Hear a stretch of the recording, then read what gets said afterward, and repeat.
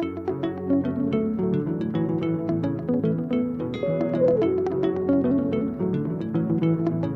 name is Baawuah.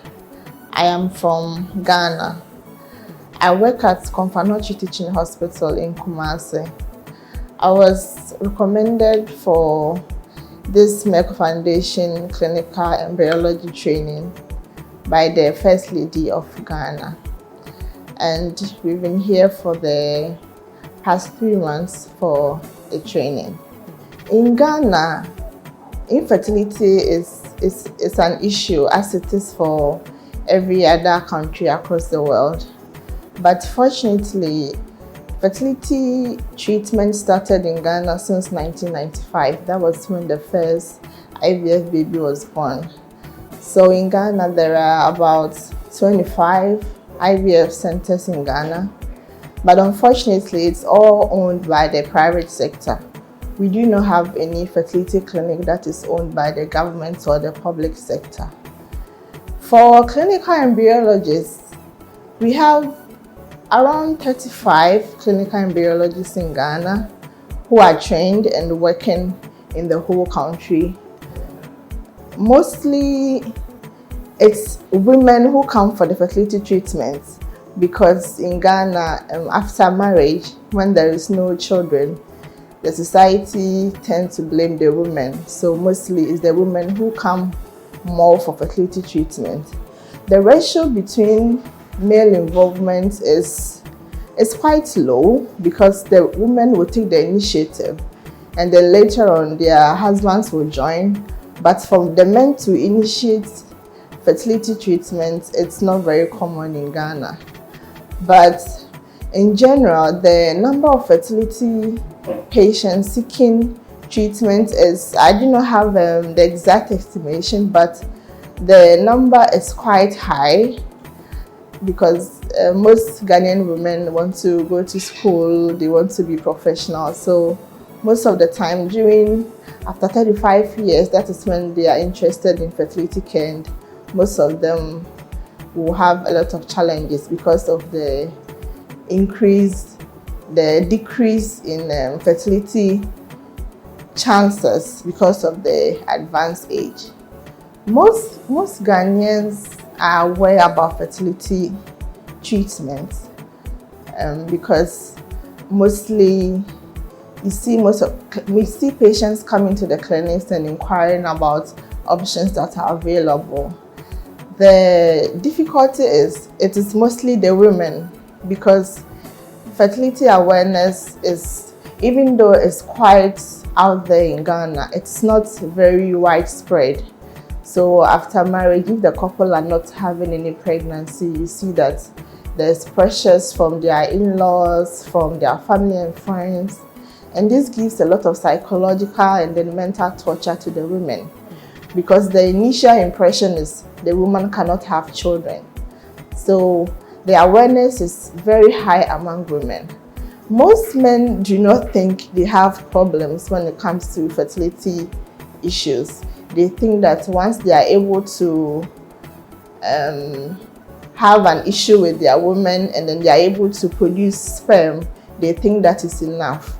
But from this training, we know that it takes a lot of things, not just producing the sperm. The sperm has to be motile, it has to be in good quality, the number has to be enough. So this fertility information for male is quite on the low side in Ghana.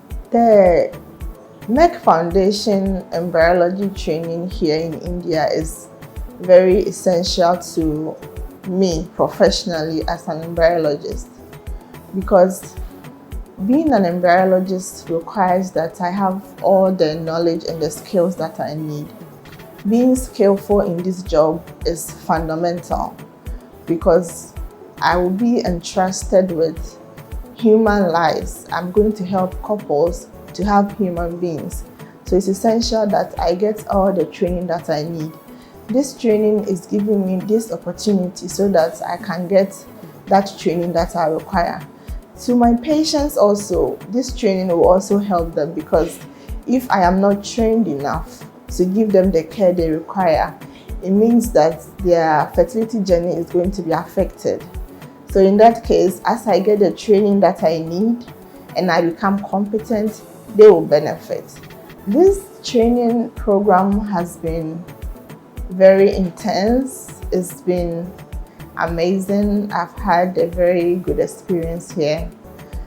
So now I can say that I've had training and I'm confident in IVF processes, how to prepare semen samples for IVF and for AKUFO-ADDO. During AKUFO-ADDO, how to set up the AKUFO-ADDO rig, how to prepare AKUFO-ADDO dishes, and how to do the injection itself. Now I've had training in cryopreservation of oocytes and of embryos. And also I've had training on how to do laser-assisted hatching and then how to take biopsy. These are just the general fundamentals. I am very confident that as I go out there and then start to work, all these things will come into full perspective. So in general, how to set up an IVF clinic, I've had training and the knowledge on that, how to set up an IVF clinic and how to manage it, the skills and then the personal attitudes and ethics that I need as an individual to make sure that all together with my skills, I am able to become a full-blown, efficient embryologist who can manage a facility from the scratch.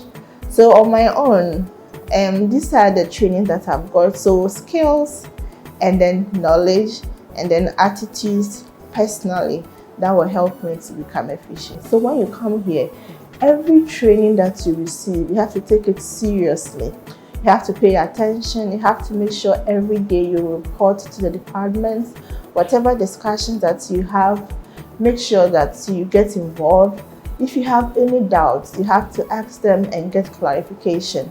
During the practical sessions, you may have some difficulties in the initial stages.